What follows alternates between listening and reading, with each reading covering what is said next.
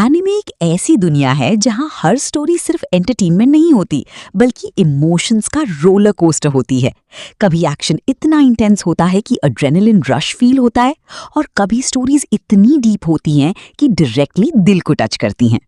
अगर आप कंफ्यूज हो कि नेक्स्ट क्या देखना है या फिर आप एनिमे वर्ल्ड में नए हो, then this video is perfect for you.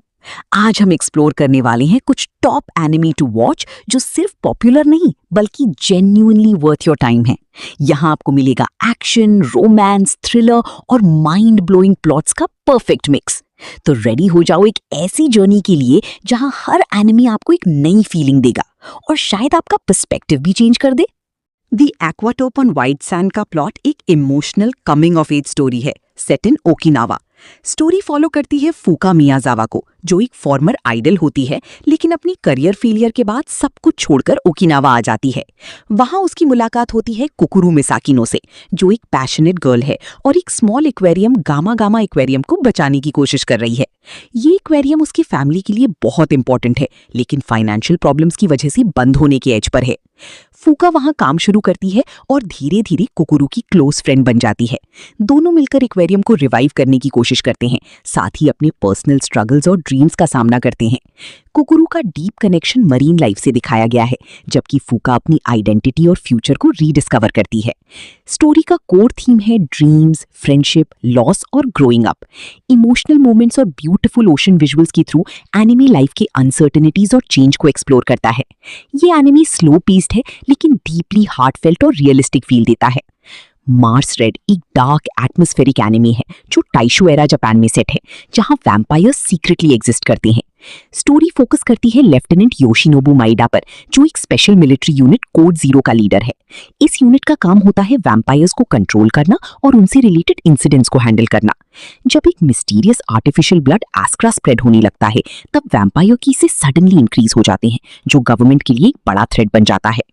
एक इंपॉर्टेंट कैरेक्टर है शूतरू कुरुसु, जो एक ह्यूमन सोल्जर होता है लेकिन एक मिशन के दौरान वैम्पायर बन जाता है। उसकी जर्नी एक इमोशनल स्ट्रगल दिखाती है, अपनी ह्यूमैनिटी को बचाने की कोशिश और वैम्पायर इंस्टिंक्ट्स के बीच कॉन्फ्लिक्ट।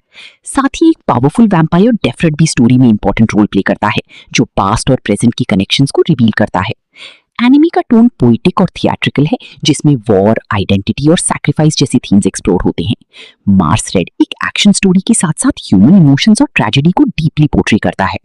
बीस्टार्स का प्लॉट एक यूनिक दुनिया में सेट है जहां कार्निवोर्स और हर्बीवोर्स एक साथ सोसाइटी में रहते हैं, लेकिन उनकी बीच टेंशन हमेशा प्रेजेंट रहता है। स्टोरी का मेन कैरेक्टर है लेगोशी, एक शाय और इंट्रोवर्टेड ग्री वुल्फ जो चेरिटन एकेडमी का स्टूडेंट है। कहानी स्टार्ट होती है जब एक हर्बीवोर स्टूडेंट टेम अल्पैका का ब्रूटल मर्डर हो जाता है, जिससे पूरी स्कूल में फियर और डिस्ट्रस्ट फैल जाता है। इस इंसिडेंट के बाद कार्निवोर्स पर सस्पिशन बढ़ जाता है। लिगोशी खुद अपनी वायलेंट इंस्टिंक्ट से स्ट्रगल करता है, स्पेशली जब उसकी मुलाकात होती है हारू से, जो एक स्मॉल रैबिट है। लिगोशी को हारू के लिए फीलिंग्स डेवलप होती हैं, लेकिन वो कंफ्यूज है, क्या ये प्यार है या उसका predator instinct.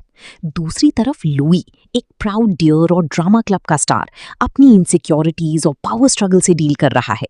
Story deeply explore करती है आइडेंटिटी, डिजायर, फियर और सोसाइटी के हिडन रूल्स को।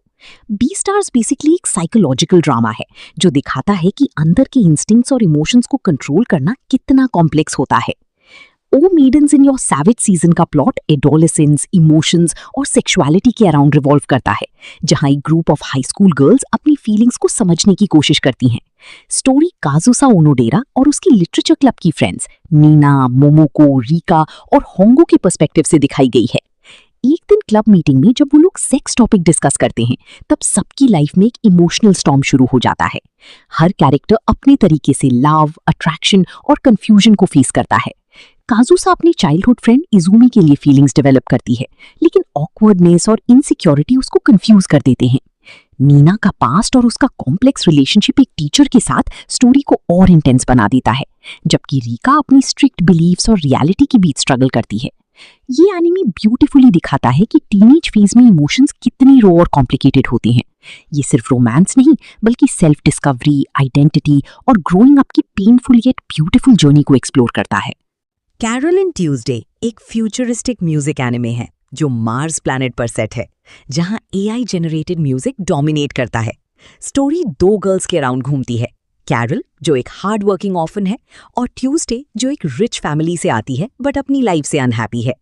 ट्यूसडे अपने घर से भागकर कैरल से मिलती है और दोनों का बॉन्ड म्यूजिक के थ्रू स्ट्रांग हो जाता है।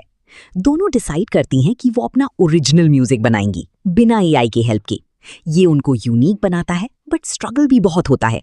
मनी इश्यूज, इंडस्ट्री प्रेशर और रिकग्निशन के लिए फाइट। धीरे धीरे उनका टैलेंट लोगों तक पहुंचता है, स्पेशली जब वो वायरल परफॉर्मेंस देती हैं। स्टोरी में एक और इम्पॉर्टेंट कैरेक्टर है एंजेला, जो एआई असिस्टेड सिंगर है और कैरल एंड ट्यूसडे की राइवल बन जाती है। एनिमी का कोर थीम है पैशन, फ्रेंडशिप और individuality versus technology. Directed by Shinichiro Watanabe, ये सीरीज म्यूजिक और इमोशंस का ब्यूटीफुल मिक्स है, शोइंग की रियल फीलिंग से बना म्यूजिक हमेशा स्पेशल होता है।